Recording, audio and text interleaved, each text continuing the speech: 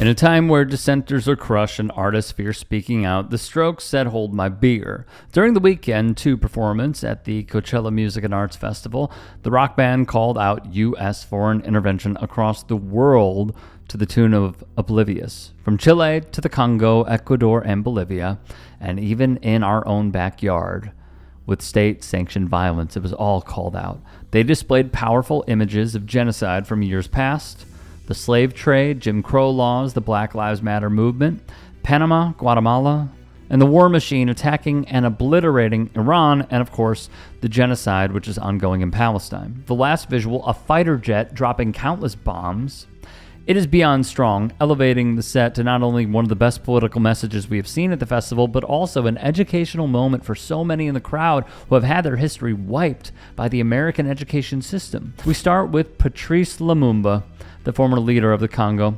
He was executed in 1961 by a Congolese firing squad with the backing of the Belgian military. Lumumba was killed amid a separate CIA conspiracy to assassinate him due to the threat he posed to Western control over Congo's mineral resources, though it was Belgium that admitted moral responsibility and apologized for his murder in the year 2002, wrote The Guardian. Next, the former Prime Minister of Iran, Mohammad Mossadegh. But the most important political force is Mohammad Mossadegh's National Front, a broad coalition of leftists, centrists, nationalists, and even conservative clergymen like the influential Ayatollah Khashoggi. This mixed group is held together by opposition to British influence, the wish to empower Parliament at the expense of the Shah, and the desire to bring the oil industry under Iranian state control by nationalizing it. In 1951, the Parliament elects Mossadegh Prime Minister with a large majority. He's a wealthy landowner and a monarchist, but introduces sweeping reforms, including more rights for workers, social security, and a tax on landowners. Beginning in January 1953, the U.S. and Britain agreed to work together toward Mossadegh's removal, wrote the Association for Diplomatic Studies and Training. The decrees were dictated by Donald Wilbur, the CIA architect of the plan.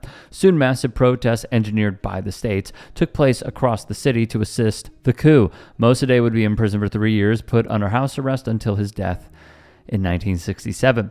The CIA would admit to the coup in 1953 that took place, which overthrew Mossadegh and installed their leader of choice, making way for dictatorship. Many of the files have either been redacted or destroyed, per The Guardian. To this day, Mossadegh remains one of the most popular political figures in Iran. Juan Torres, the former president of Bolivia, appeared on the screens. The Strokes would display as well. The National Security Archive at George Washington would write in 2013, founded by the Pinochet regime in November 1975, Operation Condor was the code name for a formal Southern Cone collaboration that included transnational secret intelligence activities, kidnapping, torture, disappearance, and assassination, according to the National Security Archive's documentary evidence from the U.S., Paraguayan, Argentine, and Chilean files. Prominent victims of Condor include 2 former Uruguayan legislators and a former Bolivian president, Torres, murdered in Buenos Aires, as well as a former Chilean ambassador and his 26-year-old American colleague assassinated by a car bomb in downtown D.C. From Al Jazeera, according to the State Department's official history, the U.S. ambassador in June 1971 told Washington it needed to support Torres's opponents. This would be a theme. The White House secretly sought and received over $410,000, or $3.3 million in today's money, in what critics within the admin described as coup money to finance leaders and political leaders to oppose Torres. The Strokes would also show Martin Luther King Jr. Laura Conlin of LA Mag. King's family took action on a shocking allegation. They filed a wrongful death civil lawsuit that ended with a jury finding King was killed as part of a government conspiracy. This conclusion was later rejected by the Department of Justice, of course. Omar Torrijos, the former leader of Panama, would be displayed. His death came under very shady circumstances. In 1977, its military leader, General Omar Torrijos, negotiated a treaty in which the U.S. agreed to transfer control of the Panama Canal back to Panama after a 22-year transition period. 4 years later, Torrijos died in a plane crash that his supporters thought suspicious. Es el líder más emblemático que ha tenido Panamá y el del que más cerca se sentía la gente. Recién la administración Reagan, Torrijos es asesinado. Pues porque no es cierto que eso es un accidente aéreo, pues eso nunca fue un accidente aéreo, pues. The former president of Guatemala, similar story. The Zinn Project puts it like this: the tragedy of modern Guatemala owes its origins to U.S. foreign policy. Guatemala was home to the longest and bloodiest civil war in Central American history. President Dwight D. Eisenhower authorized the CIA to organize Operation Success, which was a plan to overthrow the leader, and it took place in June 1954. The agency then selected Guatemalan Colonel Carlos Castillo Armas to lead the coup it financed and trained Castillo's rebels in Nicaragua. It backed up the invasion with CIA-piloted planes. During and after the coup, more than 9,000 Guatemalan supporters of Arbenz would be arrested. The ban would also show Chilean President Salvador Allende, who took his own life during the 1973 CIA-backed coup that toppled his socialist government and brought in the brutal military dictatorship of Pinochet. Though some still believe the states played a role in his death, an autopsy in 2011 confirmed there was no doubt that he did it himself. The former leader of Ecuador would mysteriously die in a plane crash, which the rock band highlighted as well. I have gone to, I think I said last week, like 6 Coachellas, maybe 7. Used to live in LA, easy drive.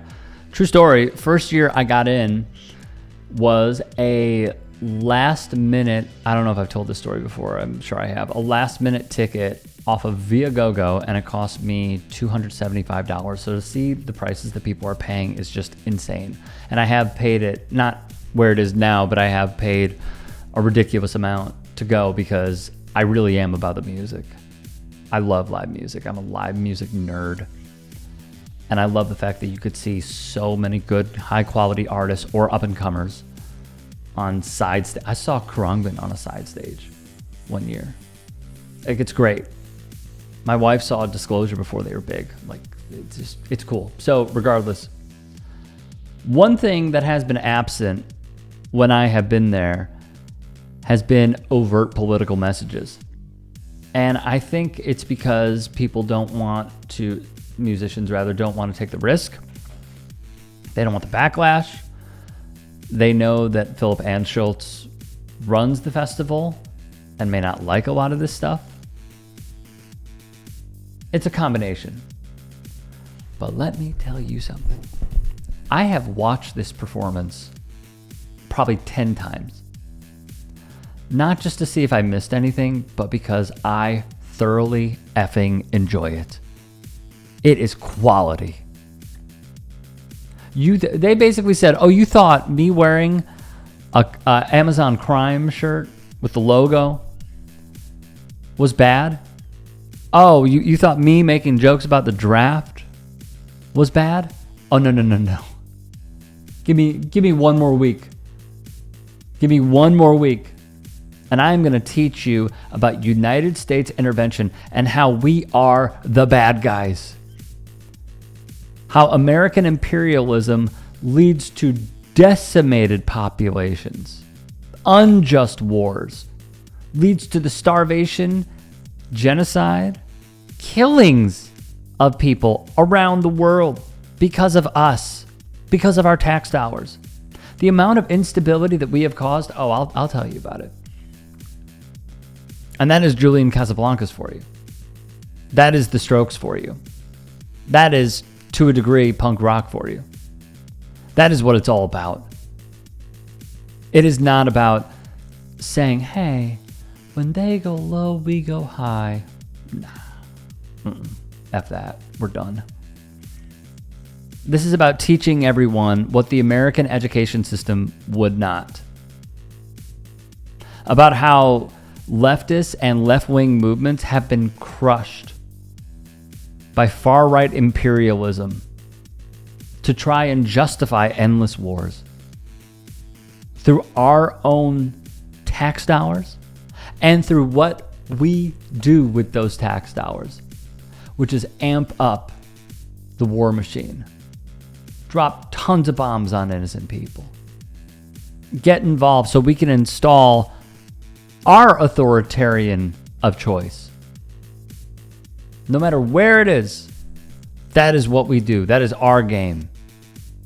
I appreciate them doing this. I appreciate them taking a chance. And I appreciate them doing what so many in this country fail to. Try and understand our history, not just in our borders, but outside of. I was about to swear. I appreciate y'all. I really, really do. And I hope when you come to Chicago or you go to other cities on your tour that you do this again. Because a lot of people probably don't pay attention to Coachella. They think it's weak. They think it's, to a degree, like classless. Where this is just a pseudo, where they think those attending or even those flaunting are above them to a certain degree and they're looking down on the other, etc., etc.